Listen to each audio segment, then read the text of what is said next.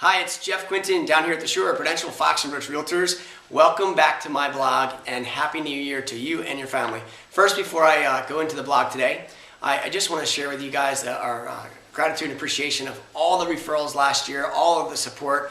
If we didn't have your support, we wouldn't just be where we are and have the success that we had. So referrals are the lifeline of our business, so thank you so much. And again, we look forward to helping you and all these families this year buy or sell some real estate here at the Shore. Okay, so today's video is going to be about, which is by the way, very interesting. Last year I did this and had a lot of great feedback. Please send me your feedback on this. Let me know what your thoughts are. But ultimately, what we're talking about today is the top 10 real estate predictions for 2012.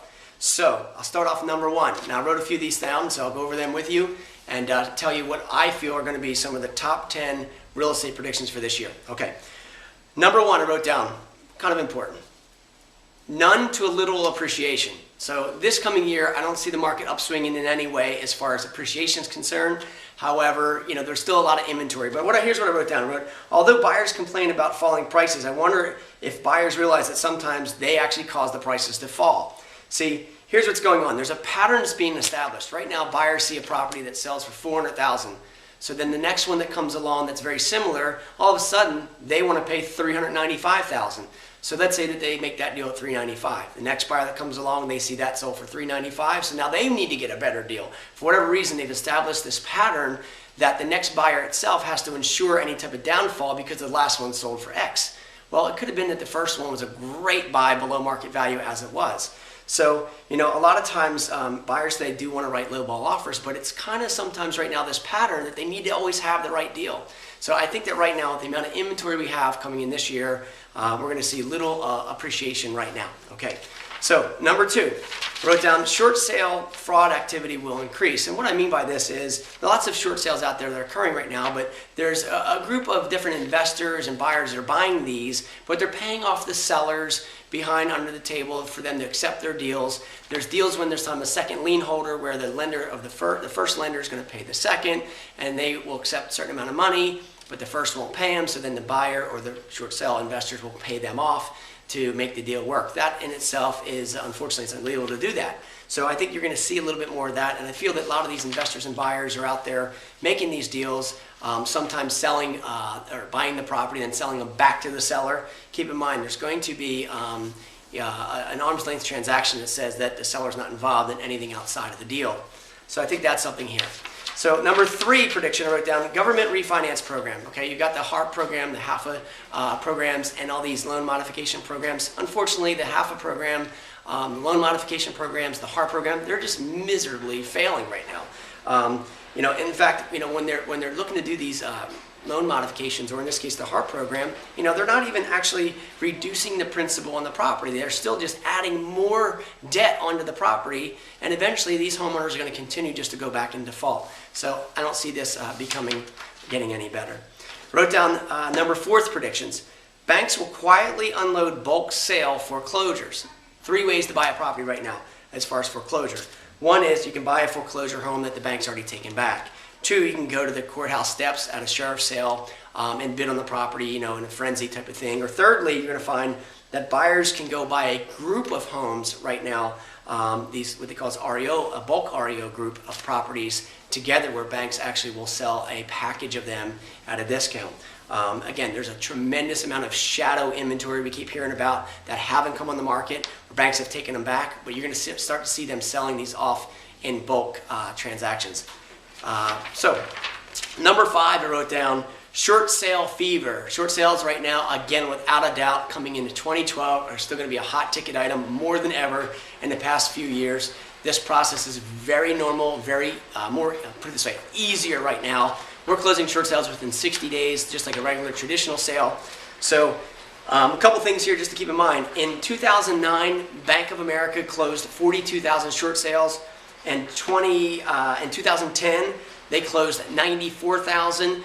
In 2011, they had actually closed over 100,000 short sales. And what we predict right now in 2012 is that to increase at least 60% next year. So, we could be talking about 150,000 plus short sales just in Bank of America being done. That's about 3 times up the number of short sales in the past 3 years. So, pretty incredible.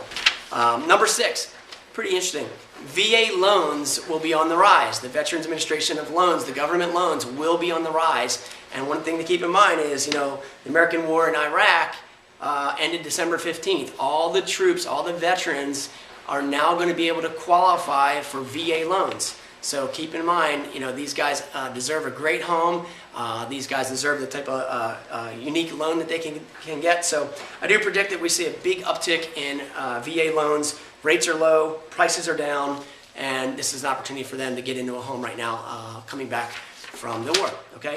Number 7, banks to offer lease option sales. What I mean by that is many times a bank now, we're seeing more and more of this a little bit, it's going to increase, is if they foreclose on a home with a homeowner, they're going to offer that homeowner to lease it back from them for a certain period of time, hopefully get back on their feet, rebuild their credit, show the bank that they're making the payments, and then eventually buy the home back from the bank. So I think that you'll start to see a little bit more of that, which I think is well deserved and a great solution right now. Okay. So number 8. I wrote down prediction number 8. Homeowners will remodel or add room additions. You're going to see more and more additions, new kitchens, new bathrooms, additions on properties today. It's going to be less expensive for somebody to put a kitchen, an addition on a kitchen, or an addition on the property, or redo the bathroom, redo the kitchen. It'll be less expensive to do that than many times go out, sell the house, and then go rebuy a new one. So, for example, if someone has a 3-bedroom, 1-bath, and they're looking to go to a 3-bedroom, 2-bath, they might just put the extra $20,000 or $10,000 and adding on a bathroom, remodeling and a bathroom, rather than go out and buy a new home. You might start to see that a little bit more this year. That's my prediction. So, number 9, 15-year loan amortization. 15-year loans, okay, are going to be well on the rise. 15-year loans right now are cheap. I mean, money's at 3.5% for 15 years. So people today that are going to be staying in their homes, paying them off, you're going to find that they're going to go to the 15-year or 20-year versus stretching out to the 30-year payment because rates are so low. Keep in mind, like the example I have here, a $200,000 loan at 4% at 30 years is about $955 a month. A $200,000 loan at 3.5 or 15 years is about $1,429 a month. So, roughly you're going to be talking about, $400 or $500 difference per month. If you can afford it, go for the 15-year payout and amortization, because over the time of the loan, you're going to save yourself over $86,000 in that time frame.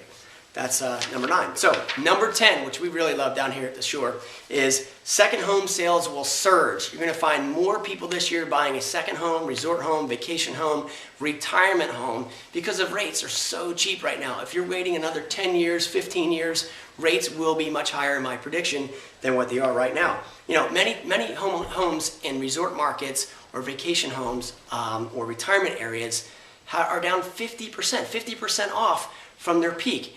Rates are low, prices are down. You're going to see a big surge right now regarding second home sales this year. So there are my top 10 real estate predictions for 2012.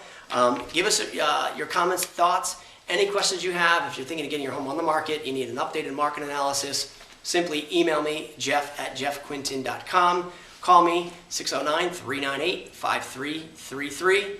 As always, I look forward to our conversation being the best call of your day.